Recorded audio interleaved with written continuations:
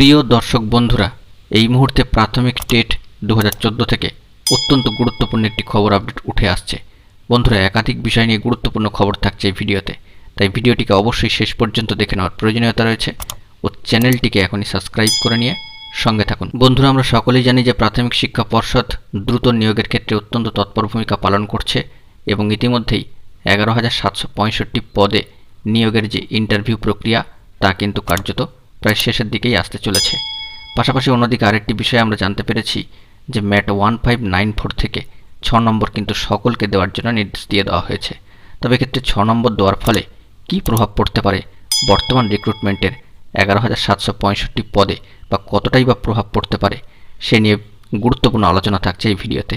অবশ্যই ভিডিওটিকে শেষ পর্যন্ত শুনে বুঝে নেওয়ার চেষ্টা করবেন। আমরা সকলেই জানি যে মহামান্য কলকাতা হাইকোর্টের ডিভিশন বেঞ্চের তরফ থেকে ম্যাট 1594 মামলার অর্ডার কিন্তু ইতিমধ্যেই হয়ে গিয়েছে যে প্রাথমিক টেট 2014 থেকে সকলকেই 6 নম্বর কিন্তু দিতে হবে, সে প্রশ্ন অ্যাটেম্প্ট করুক বা না করুক।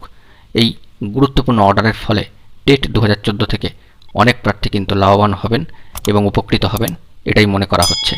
তবে পর্ষদের তরফ থেকে এখনও পর্যন্ত এই বিষয়ে কিছুই জানানো হয়নি। তবে এক্ষেত্রে প্রাসঙ্গিকভাবে যে বিষয়টি উল্লেখ করা অত্যন্ত প্রয়োজন সেটি হচ্ছে একটি গুরুত্বপূর্ণ মামলা কিন্তু মহামান্য কলকাতা হাইকোর্টের সিঙ্গেল বেঞ্চে রয়েছে প্রশ্নভুল সংক্রান্ত বিষয় সম্মানীয় বিচারপতি অভিজিৎ গঙ্গোপাধ্যায়ের এজলাসে WPA 10767 অফ 2022। সম্মানীয় শরীফা খাতুনের করা মামলা, এই মামলায় কিন্তু একটা অর্ডার দেওয়া হয়েছে যে অর্ডার কপিতে বলে দেওয়া হয়েছে স্পষ্টত যে পর্ষদকে পিটিশনারের পক্ষকেই 6টি নম্বর কিন্তু দিয়ে দিতে হবে। তবে জুন মাস পড়ে গেল, এখনও পর্যন্ত জুন মাসের শেষের দিক এসে গেছে, অথচ পর্ষদের তরফ থেকে কোনো ফলাফল কিন্তু উঠে আসেনি।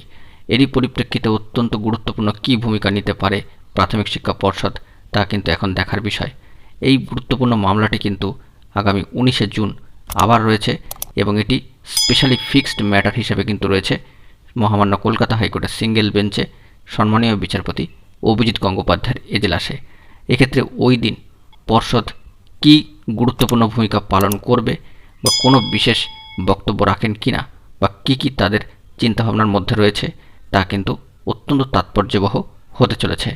তবে এখানে জানিয়ে রাখা দরকার যে ডিভিশন বেঞ্চের তরফ থেকে যে রায় পূর্বেই দিয়ে দেওয়া হয়েছিল তাতে করে 11,765 নিয়োগের ক্ষেত্রে অর্থাৎ এই নিয়োগ প্রক্রিয়ায় কোনো প্রভাব কিন্তু পড়বে না। কিন্তু বন্ধুরা, এখন দেখার বিষয় যে আগামী দিনে অর্থাৎ 19 তারিখে সম্মানীয় শরীফা খাতুনের এই গুরুত্বপূর্ণ মামলা শুনানি থেকে কী বড় খবর উঠে আসে এবং প্রাথমিক শিক্ষা পর্ষদের তরফ থেকে কী উল্লেখযোগ্য ভূমিকা নেওয়া হয় সেই সমস্ত যাবতীয় বিষয়গুলি, সেদিকে আমার আপনার সকলের চোখ থাকবে। অবশ্যই এই বিষয়ে কোনো গুরুত্বপূর্ণ আপডেট পেলে আপনাদের মাঝে তা তুলে ধরব। বন্ধুরা, এখন এই পর্যন্তই।